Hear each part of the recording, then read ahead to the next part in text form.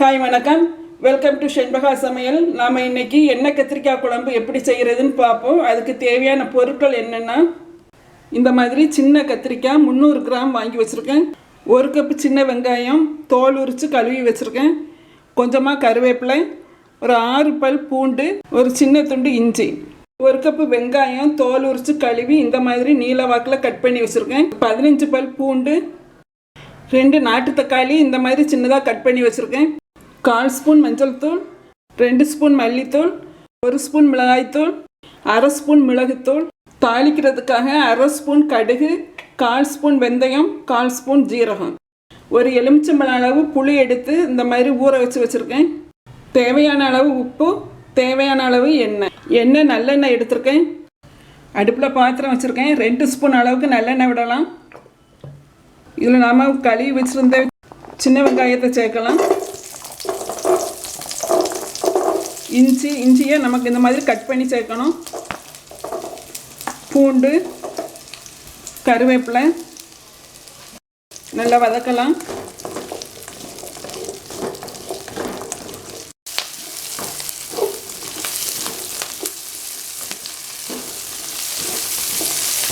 இது கூட தக்காளியை சேர்க்கலாம்.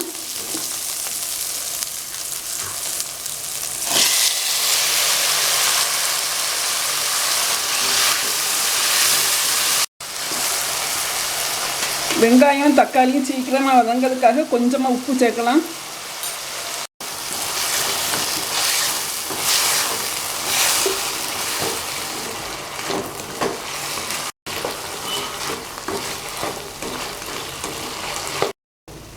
நல்லா வதங்கியாச்சு. இப்போ நம்ம இதில் பொடியெல்லாம் சேர்க்கலாம்.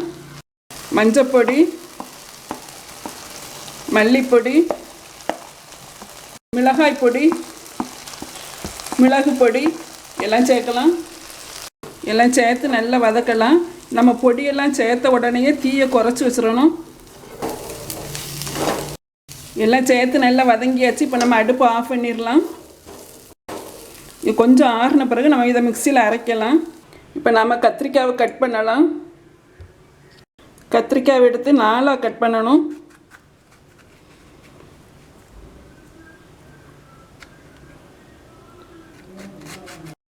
இந்த மாதிரி 4ஆக கட் பண்ணணும். இப்படி கட் பண்ணிவிட்டு உள்ள புழு ஏதாவது இருக்கான்னு பார்த்துடலாம். இந்த காம்பை கொஞ்சமாக கட் பண்ணிக்கலாம். இந்த அளவுக்கு இருக்கட்டு. இந்த மாதிரி அவ்வளோ கத்திரிக்காய் கட் பண்ணலாம். கட் பண்ணும்போது உள்ள புழு ஏதாவது இருக்கான்னு பார்த்துக்கலாம். வதக்குனதெல்லாம் ஆறியாச்சு. நம்ம இப்போ அரைக்கலாம்.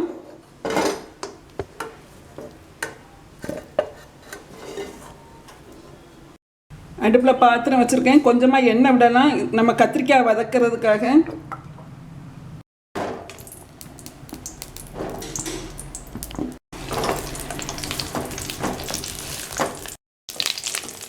கத்திரிக்காயை நல்லா வதக்கி எடுக்கலாம். இந்த தோல் சுருங்குற அளவுக்கு நம்ம வதக்கணும்.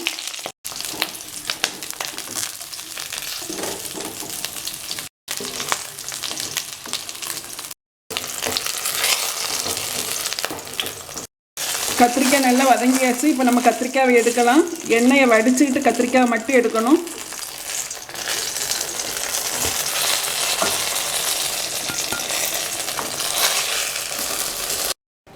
கத்திரிக்காயை எடுத்து வச்சாச்சு. கத்திரிக்காய் எடுத்தது போக இதில் கொஞ்சமாக எண்ணெய் இருக்குது. அது கூட கொஞ்சம் கூட எண்ணெய் சேர்க்கலாம். தாளிக்கிறதுக்கு கடுகு, வெந்தயம், ஜீரகம் எல்லாம் சேர்க்கலாம்.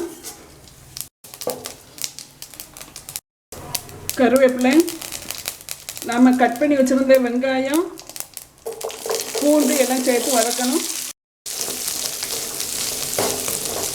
வெங்காயம் வதங்கிறதுக்காக கொஞ்சமாக உப்பு சேர்க்கலாம்.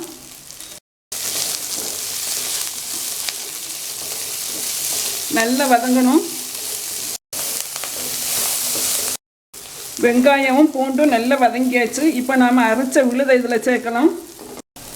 நாம் அரைச்ச விழுது, கொஞ்சமாக தண்ணி கூட சேர்க்கலாம்.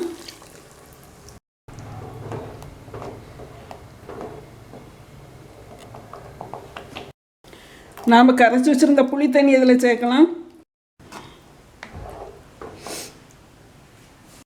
உள்ளி வதங்கிறதுக்காக முதல்ல நம்ம கொஞ்சமாக உப்பு சேர்த்துருந்தோம்.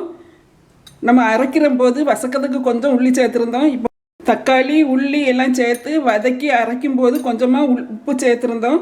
இப்போ இதில் கொஞ்சமாக புளி சேர்த்ததுனால கொஞ்சமாக உப்பு சேர்க்கலாம். காணாட்டா திருப்பி சேர்த்துப்போம். நல்லா கொதிக்கட்டும், அது வரைக்கும் கொஞ்சம் மூடி வைக்கலாம்.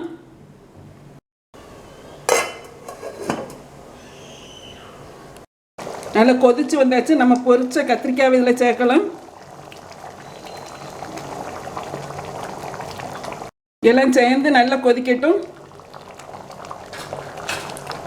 இதை கொஞ்சம் மூடி வைக்கலாம். நல்லா கொதிச்சு கட்டியாச்சு. இப்போ நம்ம அடுப்பு ஆஃப் பண்ணிடலாம். நமக்கு இப்போ எண்ணெய் கத்திரிக்காய் குழம்பு ரெடி ஆகியாச்சு. இது சாதத்து கூட மட்டும் இல்லாமல் இட்லி தோசை கூடயும் சாப்பிட நல்லா இருக்கும். எல்லோரும் செய்து பாருங்கள். மறக்காமல் சப்ஸ்கிரைப் பண்ணுங்கள், லைக் பண்ணுங்கள், ஷேர் பண்ணுங்கள். தேங்க்யூ.